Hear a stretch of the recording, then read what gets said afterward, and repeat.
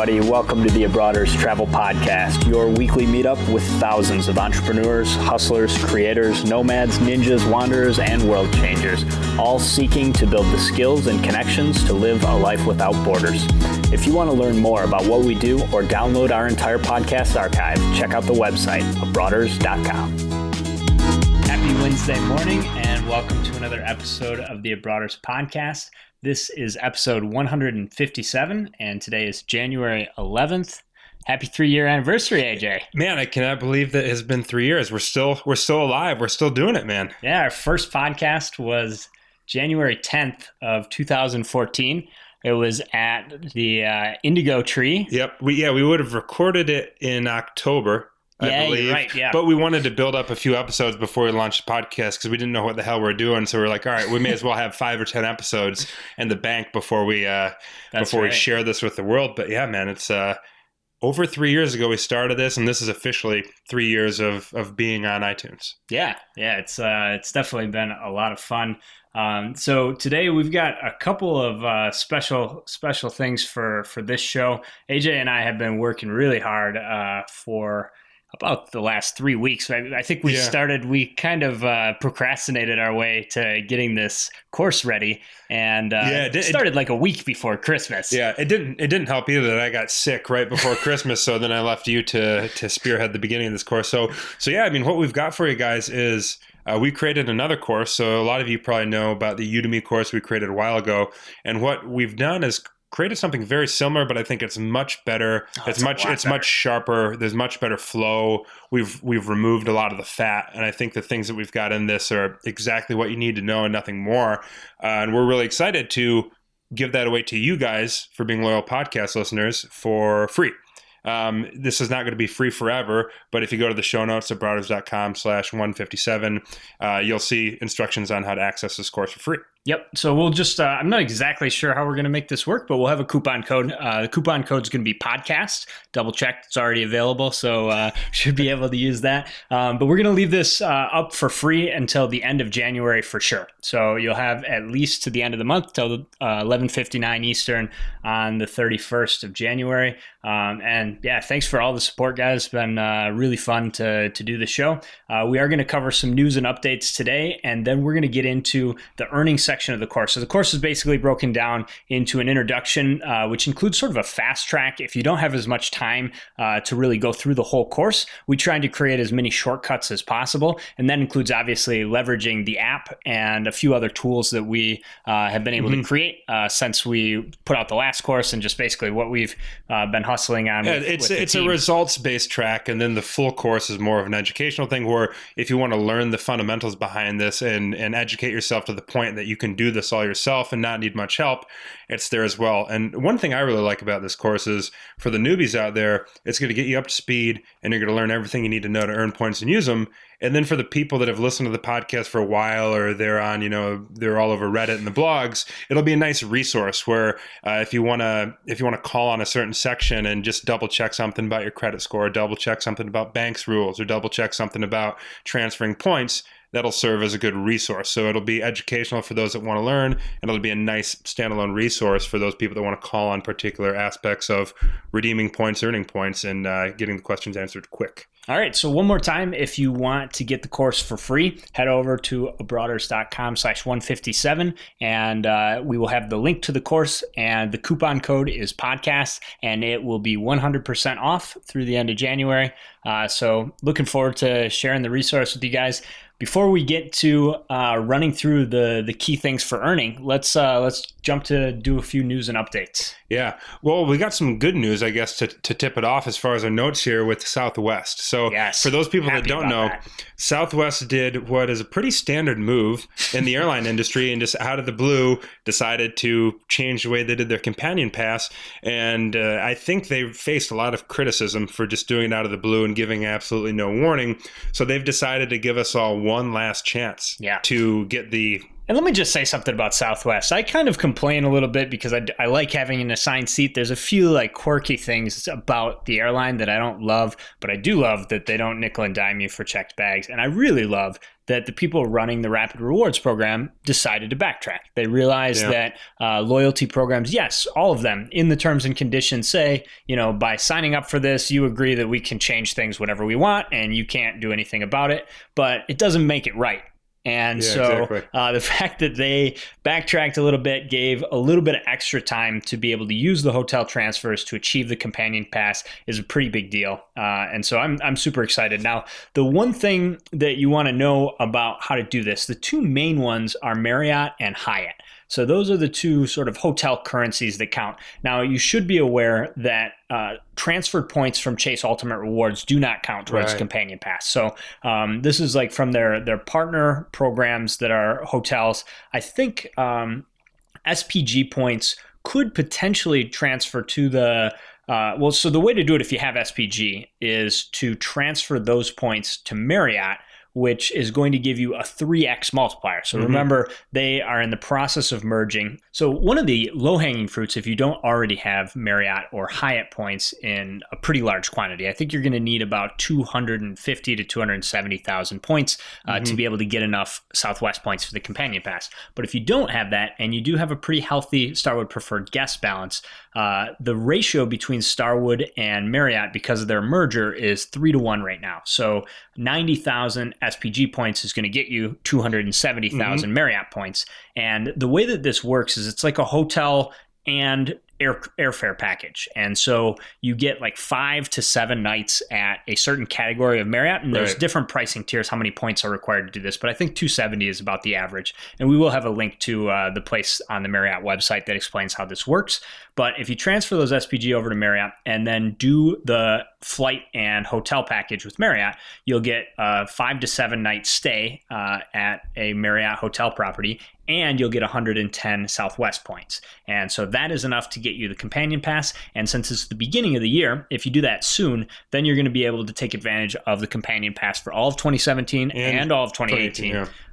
And remember that, so the one sort of minor catch with the Companion Pass is you sort of only get a few different times you can change your companion. So it's sort of intended for people that travel together a lot. I think you get 3 changes throughout the course of the year. So it's still great though, because you don't have to buy a flight to get your Companion Pass. You can redeem your Rapid Rewards points, and you can have a companion as well, which is unique. Where a lot of the bigger airlines, the Deltas of the world, I don't know exactly how things are now, but I know in the past the Companion Passes had been, if you buy a flight, it's a buy one get one free. As and opposed if you to buy an overpriced, more expensive group fare class, but this is Southwest's normal flights. You can either use points and you pay half the number of points for 2 tickets, or you pay cash and you pay half the amount of cash. Buy one get one free for 2 years. So the other thing is that you can still sign up for the Southwest Rapid Rewards cards. Both of them are subject to the Chase 524 rule. So with those, if you haven't had those in the past, you're eligible. There's a Southwest Plus that has a $69 annual fee, and a Southwest Platinum or Southwest Premium, something like that has a $99 annual fee. There's 2 versions of the personal card, so you could get both of those. Or if you have a small business, you can get the business version and the personal version. At least at the time we were recording this on Monday night, the links were still live at 50,000, at least for all 3 of some version of all 3 of those cards. So we'll post all of those in the show notes as well if you want to go that approach. But there's no change that's been announced as far as earning by signing up for the Southwest cards, and you can always earn points that count towards the Companion Pass through spending on those cards. But unless you spend a huge amount of money, it's going to take a long time to get to 110. So the hotel shortcut is available through March 31st. Thank you very much.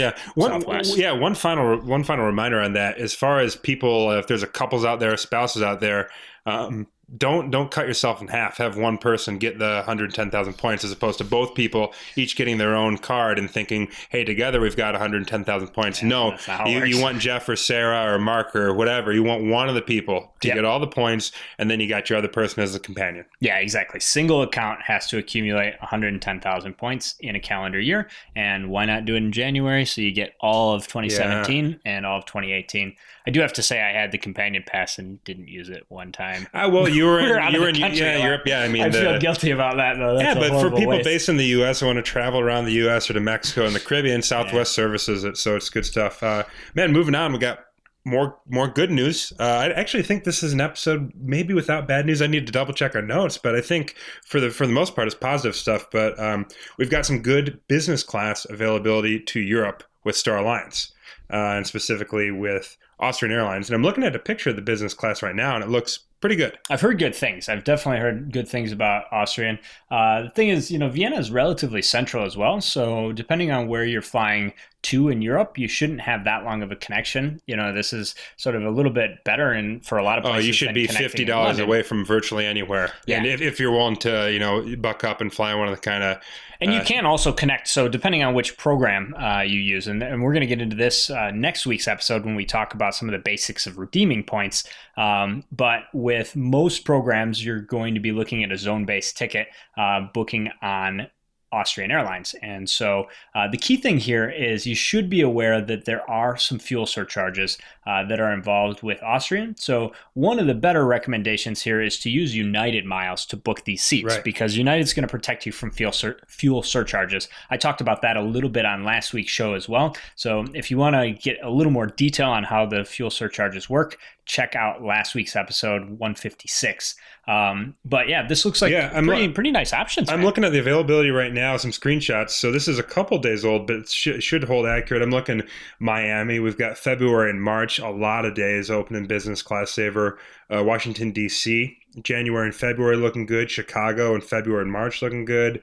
We got New York in March and April looking pretty good. And those are, $5.60, 70,000 points in a really nice business class, which is, it's a little bit expensive for business class, but considering what you pay for that, it's a good redemption. That's an expensive flight to buy. And the other important thing is those calendars that we're looking at here. We're going to link. There's a post by the Points guy that has some of the. It's kind of an overview of the availability, but these are for 4 passengers in business class. So if you're looking for just 1 or 2 tickets, it's going to be even easier. So don't hesitate. Don't wait. A lot of these are in the spring, but there's obviously there's some range. So this is worth taking a look at if you got plans to Europe and you have United miles.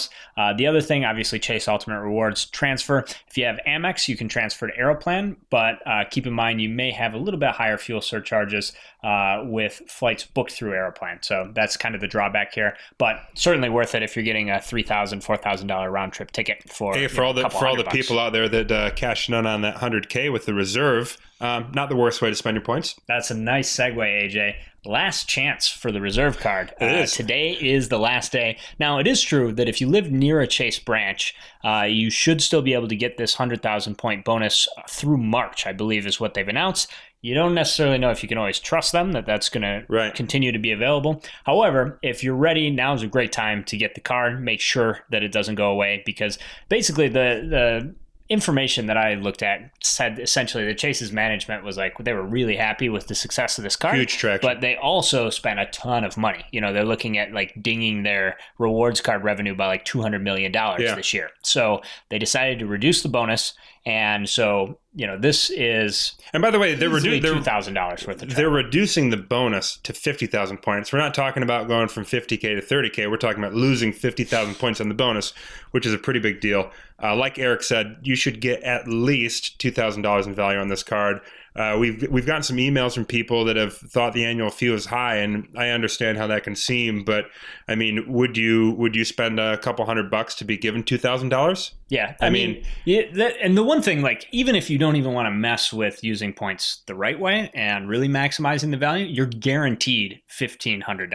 Guaranteed, right? 1.5 cents per point on just any ticket you buy through Chase, and that gives you access to hotels and different airlines. So it's really hard to, unless you don't have the $450 to be able to put up front, there's no way to lose on this. The other thing is that you get an annual credit of $300 towards travel. And if you do it properly, even though it's only January, you should be able to use that in 2017, anytime you like, and then also use it in 2018 before your annual fee. Yeah, so you got a decision if you want to pay $450 again, or if you want to take the $600 in travel credit and then have only paid $450. And yeah, it's a really good deal. And the thing that I think a lot of people don't understand about this is it's simple. You don't have to call anyone up. You don't have to claim anything. You just use your card.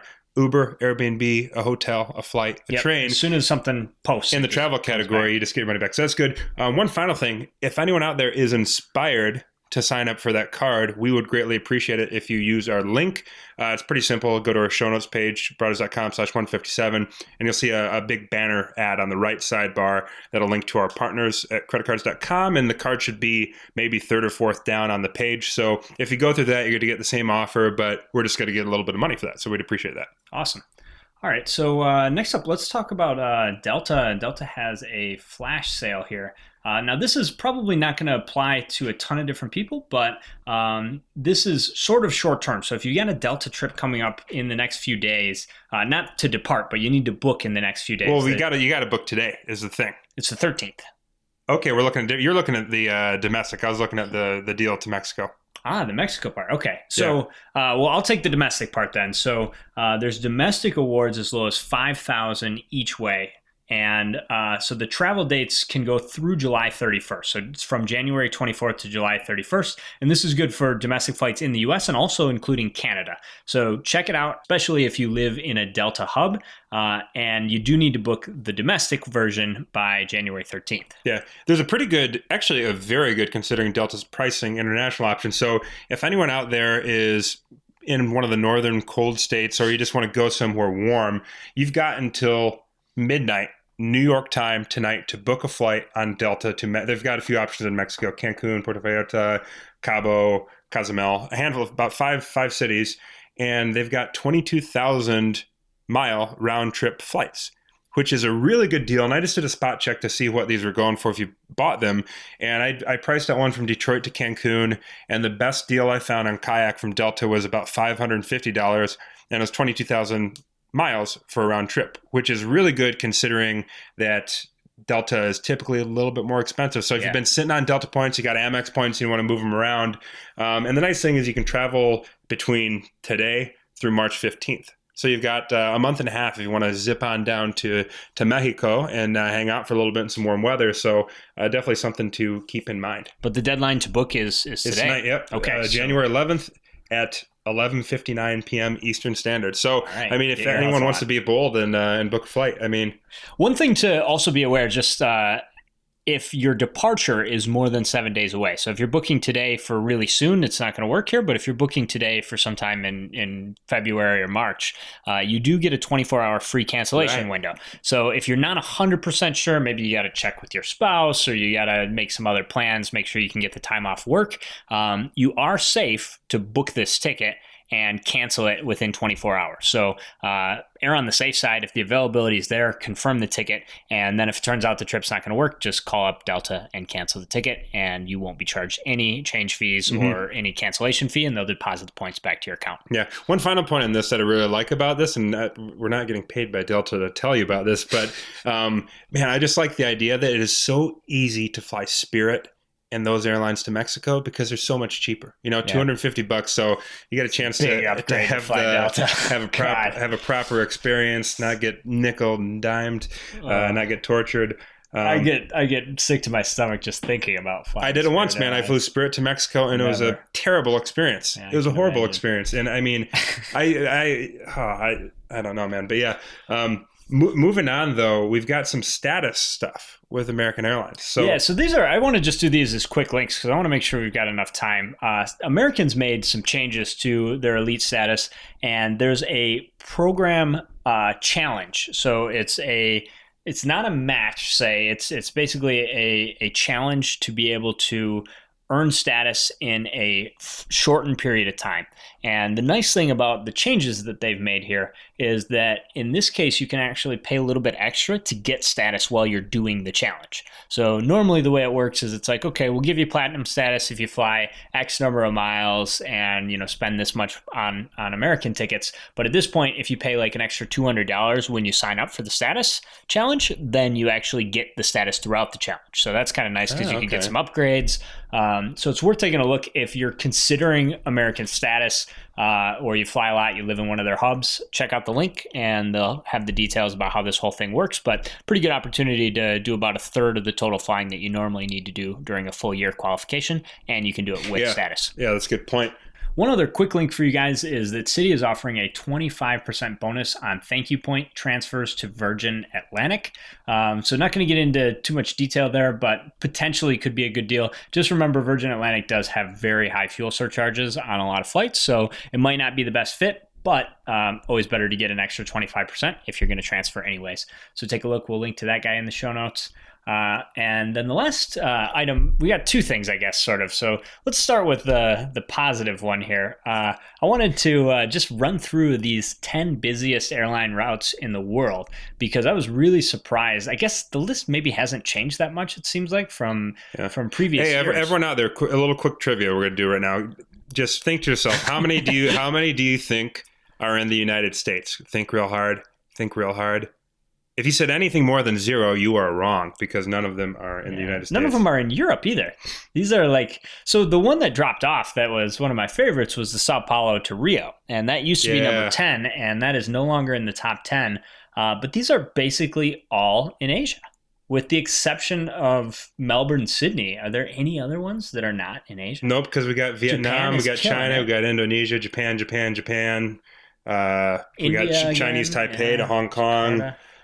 Quasi-China to quasi-China. But yeah, it's all the Asia. The one that surprises me the most here is Ho Chi Minh to Hanoi. Yeah, not that I don't give the Vietnam economy credit, but I just didn't imagine there'd be that many people doing business between those cities. I mean, Ho Chi Minh's a big city. It's a business hub.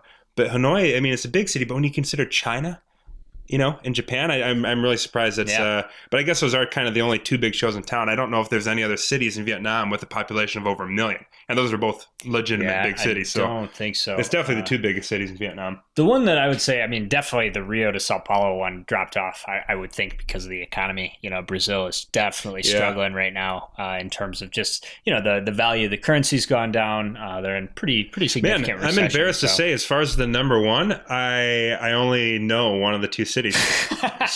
Seoul, Korea, and then Jeju. Is that another city in Korea? I mean, it is in Korea. Okay. So I think most of these are actually domestic. I think that's the other big thing, is like almost all of these are domestic routes within a single country. In fact, I think there's only 2 exceptions, and it depends on how serious you are about the one China policy, because one of them is Taipei to Hong Kong. So that's sort of domestic, but you still need to go through passport control. But yeah, Jeju, I think it's just like a shuttle route like DC to New York used to be within Seoul. And the airport there is the downtown airport rather than the Incheon. Okay. I'm normally so good at geography, but I'm looking at number 2. We got Tokyo and Sapporo. And the only reason I know Sapporo is Japan is because of the beer. Yeah, that's sad, but that's true for me too.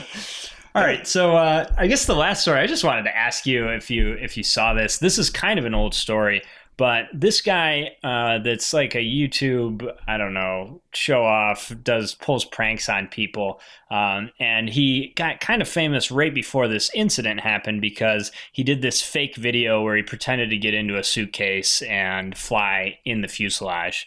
And I think it would have almost been better if he would have just actually tried that and not made it. So this guy's a YouTuber that gathers attention by, just shocking people. And his recent kick has been, pretending to be a terrorist or trying to scare people. Like he's played into a little bit of people's irrational fear towards Islam and Arabic, the language, and he's tried to provoke people. But in this instance, what's really shitty about this is everyone reacted so quickly. So he was on a Delta flight, ended up getting kicked off a Delta flight. Mm-hmm. And then we got kicked off.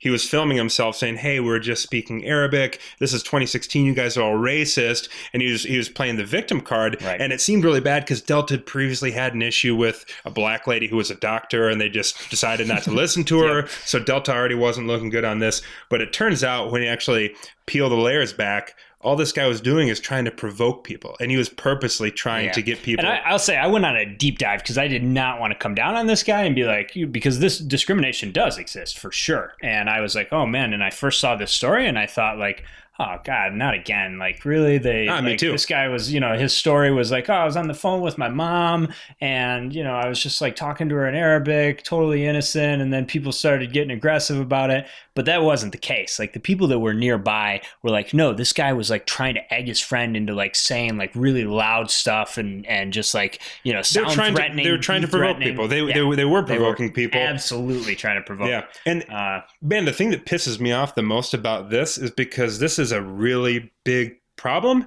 and all this guy's doing is crying wolf. Yeah. And all he's doing is reinforcing the people that actually are overly judgmental and racist or xenophobic. All he's saying is, look at this. See, it's not a problem. We got this guy who is just, trying to provoke people. Delta wasn't being racist. They rightfully kicked him off the flight, which they did. However, it just really it lessens the message if you see something else where it makes people, I think, a bit more skeptic when they see something else. Yeah, I think that honestly, the big thing, obviously, safety is paramount for airlines and for everybody that's going to be traveling. And, I think you just want to be aware of what's going on the plane. But if you see, I guess, you want to be on the right side of this kind of thing. Like, don't be fast to judge, try and actually figure out what's going on before you start, yelling to take somebody off the flight, or because I felt like the passengers were not super helpful. Like, there was a lot of people around that could have easily been like, hey, try to at least calm people down. Yeah, exactly. So anyways, interesting. Hopefully this guy just gets put on the no-fly list and you don't have to worry about him anymore. Yeah. All right. Well, that's all we got for news and updates. Once again, show notes broaders.com/157. Three integers. Is that an integer or numbers? How does math work, man? Yeah, I think integers. 157. So the numbers got cute there. All right, man. So now let's get into. We're going to outline the earning points section of this course. So to give you an idea, we've got 1, 2, 3, 4, 5, 6, 7, 8, 9. We got about 11 sections, and we're just going to kind of give you the skinny on each one of them and share the highlights of each section. So the one that we're starting with is the introduction to the banks, because this is kind of where earning points all starts. As you guys all know, it revolves around credit cards, and your relationship with the banks has to do with which credit cards you can have access to. Definitely. And so this is, first of all, the core philosophy here is sustainable, right? Like, there's a lot of stuff about travel hacking and like gaming the system, and that's not necessary, right? The whole point of this, and that's like our philosophy that we take throughout the course, is we want to do this in a way that doesn't take a ton of your time, and you want to do this in a way that you're actually, building a positive relationship with the bank, right? Because the bank is happy to reward you over and over again over the long term. I think that's a huge, if you play the game right. I think that's a huge misconception, is people think that earning points and redeeming points, they're getting away with murder, and they're really sticking it to the banks. And in a way, like, you're not letting the bank take you. However, when you banks are still laughing all the way to themselves. Yeah, because when you use your credit card, the banks are making money, even if you redeem points. And, they've got this very calculated. They value you as a consumer, and the points that they give you is what they're willing to give out to acquire you as a customer. So, yeah, and then that's something that we've talked about before is, the term travel hacking. It's something we no longer consider ourselves travel hackers. We no longer teach travel hacking. All we're teaching is award travel. Part of that is the banks definitely frown upon that, and they don't want guys like us that are trying to just completely pimp them every which way. So I don't know. I guess that's something maybe to bring up. But yeah, well, I mean, I think so there's a couple of reasons why you want to do everything you can to build a good long-term relationship with the bank. And so you got to remember that it's not only the fact that different banks have, different rewards cards, and each of them have different rules that may or may not prevent you from getting a certain card, but they also have these really deep networks of relationships with the loyalty programs, which is the end game, is to get points in the right program at the right time. Mm-hmm. And so diversification is really important to being able to have more options when you want to travel. And that actually manifests itself not only in whether or not you can find a flight, which is probably the most important thing, is like, can I get to the place I'm going with points that I have in one of my accounts? Right. But the other thing is, it gives you options to get better pricing so that you pay fewer miles, gives you options to pay less out of pocket because you can use the right type of points to avoid taxes and fees or avoid fuel surcharges. And the last one is you can get more direct routing if you do this right. Mm-hmm. So you can get fewer stops, less long layovers, just avoid all of the crap that, the stupid Capital One commercials are telling you about the blackout dates. And yeah, that is an issue if you only have one type of points and you don't know how to use them. But if you build a good relationship with a lot of the big lenders, and if you're just starting out, start with Citi, Amex, and Chase. They have the most variety. They've got access to a bunch of different types of points, and they have transfer relationships with their own currency, so that you've got one type of points that can become many types of points. But overall, I do think that having Barclays, having a couple of cards with Barclays, having a couple of cards with some of the more peripheral banks is really worthwhile. They all serve their purpose. And as you go along your award travel journey and you get some credit cards and you may no longer be eligible for particular credit cards, you kind of ratchet down and say, what's the next best thing? Where the Barclay Arrival Plus card might not be the best award travel card,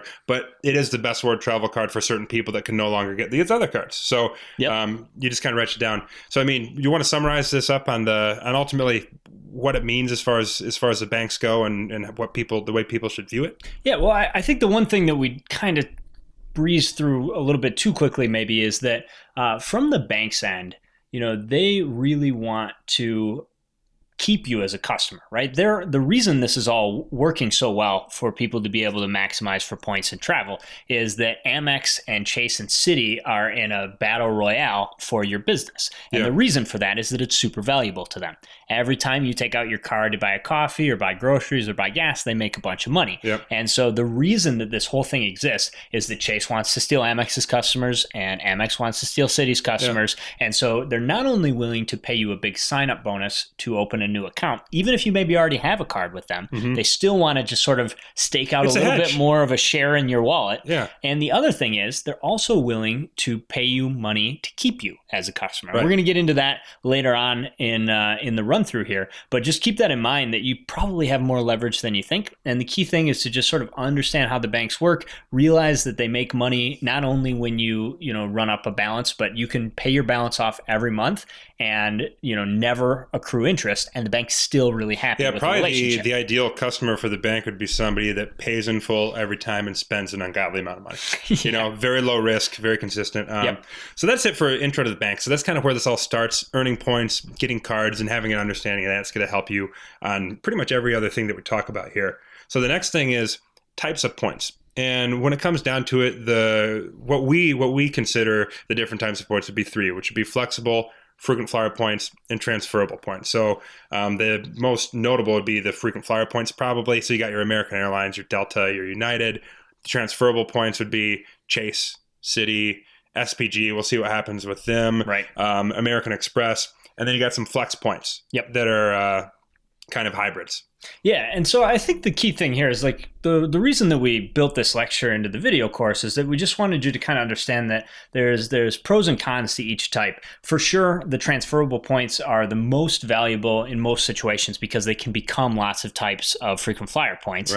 And the flexible points are kind of like this nice, useful sidekick that is really valuable to have in the right time because sometimes there are those blackout dates. Sometimes you can't get the flight you want, or the flight is just cheap and you don't want to waste some of your American miles that could be amazing to book business class later. You're flying economy anyways. Why not use some flex points? Yeah, I think an easy way to think about it is flexible points are lower value, lower barrier to entry to use, easier to use. The airline miles would be in the middle, and then the transferable points would have the highest ceiling. You could potentially save the most money with them. However, there's a little bit of requisite knowledge as far as the way to shift. Yeah, there's more ways. I think the thing about the transferable points is they disguise themselves as flexible points or cashback points, and a lot of people fall for that. And so if you don't realize that you can transfer those points to a bunch of frequent flyer programs, you're really missing out. The other thing that I find hard about the whole valuation thing is that most blogs and people that talk about points and miles value, they have a price for American miles, a price for United miles, a price for Delta. That's what they think they're worth. And it's really hard to actually value the transferable currencies because how could you make it worth less than one of the types of points that it transfers to, right? Exactly. So there's this conundrum there. But the value in the transferable points is that you can transfer them to that type of currency when you need to, when the availability is there, when the pricing's favorable, when the taxes and fees aren't bad, all of those things. So the value of the transferable currencies is that you have a much higher probability of successfully redeeming them. You get to have it both ways. Exactly. You get to have American Airlines miles when it makes the most sense to have American Airlines miles. And when it makes the most sense to have United miles, you got those. And we're going to talk a little bit more about the arbitrage opportunities, especially in next week's show when we get into some of the redemption stuff. because that's like where it just gets supercharged because you've got a choice of like 5 different pricing systems and different airlines, different alliances. Mm-hmm. It can be confusing, but if you want to sort of learn how to take it from getting 2 cents a point to getting 4 cents a point, that's the part that you want to understand. Yeah, for people bad with math, if you want to double the value of your points based on how the programs will tell you. So I mean, in summary, we've already kind of run through it. You got flexible points, you got frequent flyer points or airline points, and you got transferable points. That's the way we think about points because we think it makes the most sense to categorize them that way. Flex points are going to be a little bit lower value, but much easier to use. The airline miles or frequent flyer points are going to be more valuable than flex points, but a little bit less valuable than the transferable points. And then the transferable points have the highest ceiling because they can shapeshift into all these different other types of airline miles or even hotel points, and you can just hold on them and wait to transfer them when it makes sense. But there's a little bit of knowledge that you need to have acquired, or you need to spend a little bit of time looking stuff up if you want to use them the right way. Yep. All right. So the next section of the earning part of the course is on how you can actually earn points. And I think we can go through this pretty quick because you guys are probably familiar with a lot of them. But it is important to know that it's not just about signing up for cards, right? So it's totally possible. And by the way, I'm actually under 524 right now. Like you and I we've had some decent business expenses over the last year where maybe we've been able to spend $5,000 a month sometimes or whatever, but we're not spending a ton of money. And so there's a few other ways besides just opening new rewards cards. Obviously, if you do have high spending money on those cards can be a great way to generate points. So in our outline here, we've got 6 things. I'm curious to hear, other than signing up for new cards, what you think are the next 2 most valuable. So we got spending money with a card, signing up for new cards, getting a bonus, actually flying and staying at a hotel, using shopping portals or partner offers, buying points, and complaining and negotiating. And the more I think about this, it's a little bit of a loaded question because it really depends on the situation. It totally does. So let's try and put some people into these scenarios. For sure, the person that's not paying for their own flights and hotels, they can absolutely crush it. Oh, the consultant that's every month flying back and forth. Just the road warrior. You have to travel for work because as much as they'd like to, your company can't steal your miles, and so they pretty much have to give them. I think there are actually a few companies that are trying to figure out how to do this. That's pretty. Somebody approached us about that actually at one point. They essentially found a back door into kind of claiming they essentially made their road warriors earn miles that then the company stole back to use to book flights so the company could save money. We didn't end up working with those guys. Yeah, don't worry, guys. So different situations. I mean, the one that stands out to me is buying points. This is not for the novice. This is the situation before is if you want to fly business class or you would pay to fly business class, you can often find a flight that is going to be an amount of miles that you could purchase for less than actually buying the flight. Yeah. The thing I think about that is like at the right time in the right increments, if it's not a big deal to spend $2,000 to buy some points, if you've got the redemption in mind, and otherwise you would potentially, pay $1,200 to fly economy and be unhappy about it.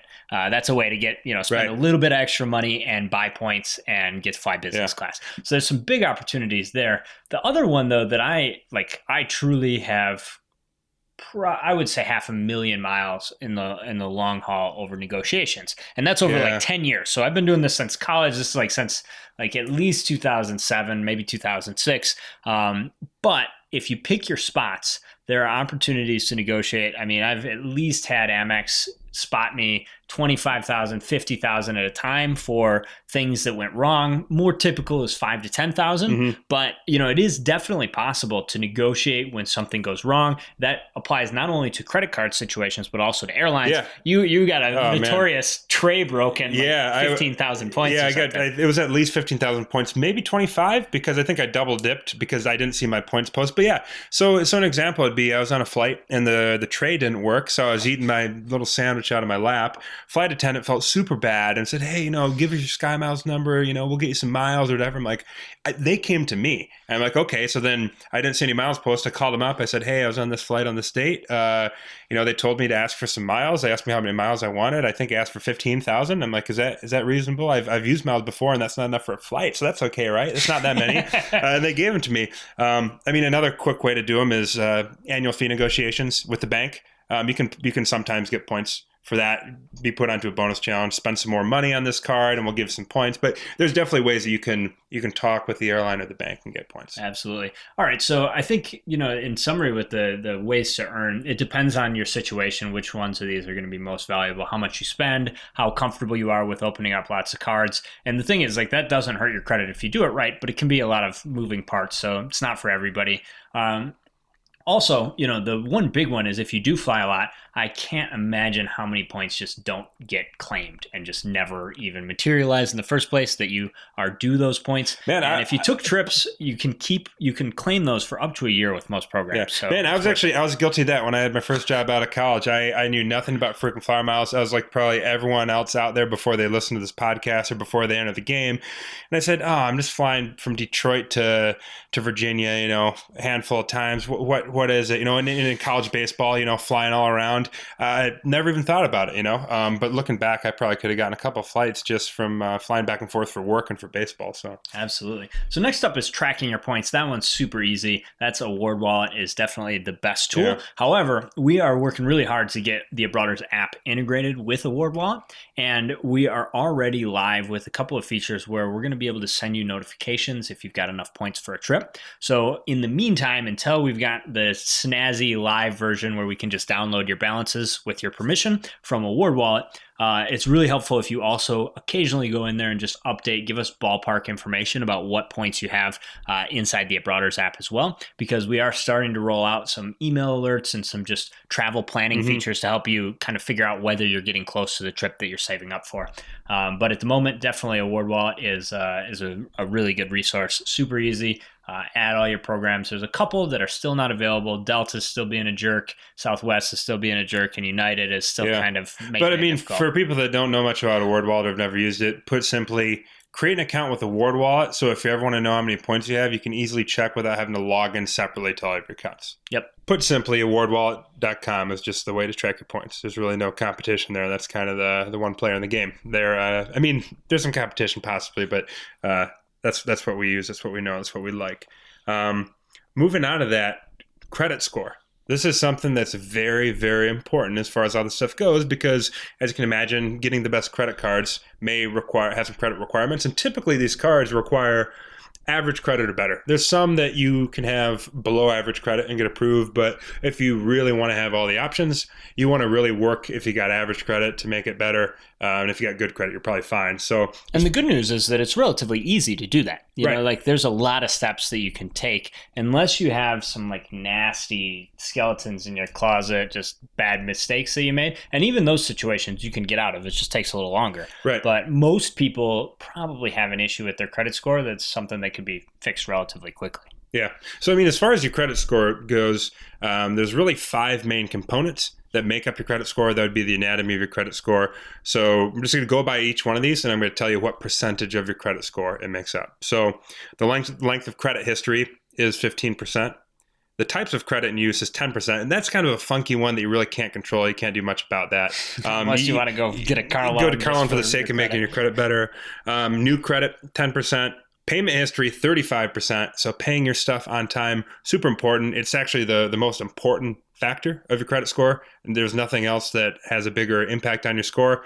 And then finally, amounts owed or utilization, the amount of the credit that you have access to that you're using is 30%. So those final 2 are the big ones. Yeah, well, and I would say also the first and last one, so length of credit history at 15 and amounts owed are the 2 that are affected by opening and closing accounts the most, right? The payment history, you just do it. You just pay your bills on time, set it to automatic, at the very minimum, set it so that it automatically pays the minimum payment on your card.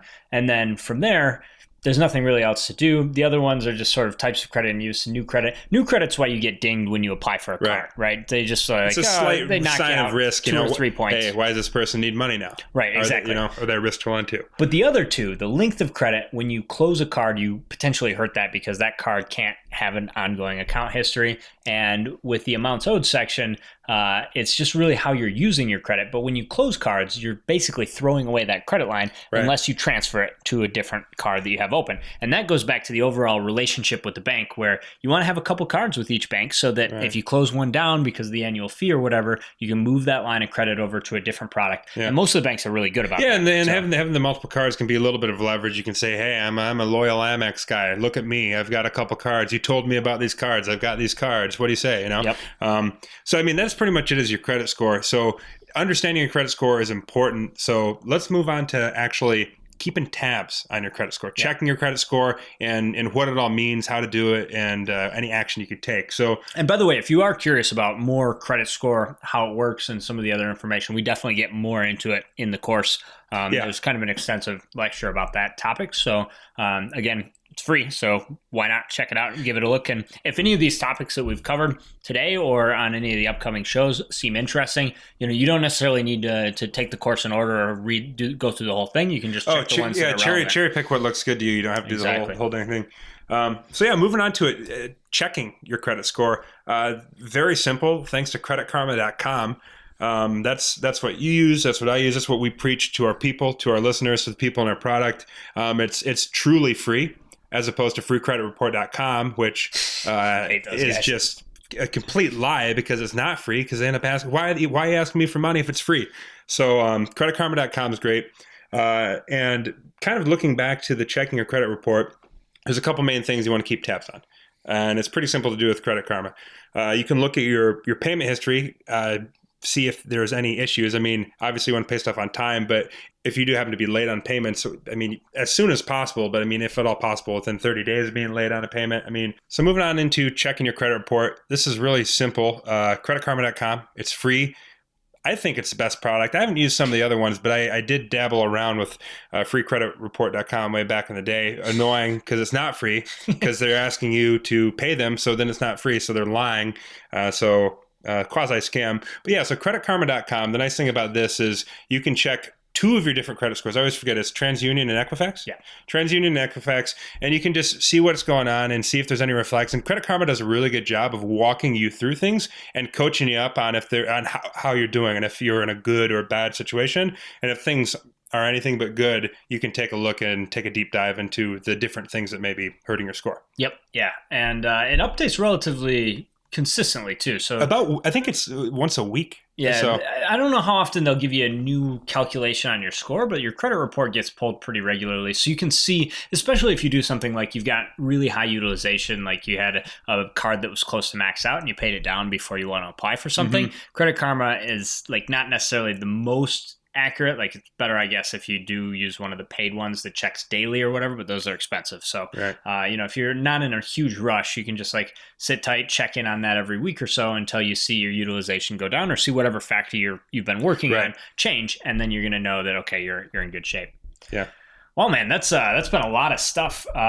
Let's leave the rest for next week. We've got a bunch more stuff in the earnings section still. Yeah, we've really got the stuff that's all about the action you take to actually get these points. And it might seem straightforward, like, hey, just go sign up for the credit card, but it actually doesn't work that way because there's rules and there's a lot of ways you can screw it up, in all honesty. So I enjoyed making this section of the course that's coming up here, the application rules, the rewards cards. It's one of the things that, number one, we set out to solve this problem with the app, and we know we're a long ways away from the Abroaders website actually doing all this work for you, because we're still doing the work for you at the moment. By the way, if you haven't signed up, please do, because we will guide you through all of the steps of this. Yeah, as far as our product, doing this kind of just for your information, maybe for your entertainment, or if you really do want to learn this stuff, it's valuable. There's a lot of people that want to learn. I think so too. So if you do want to sign up for what we call the app, just go to Abroaders.com, big orange button, sign up for free.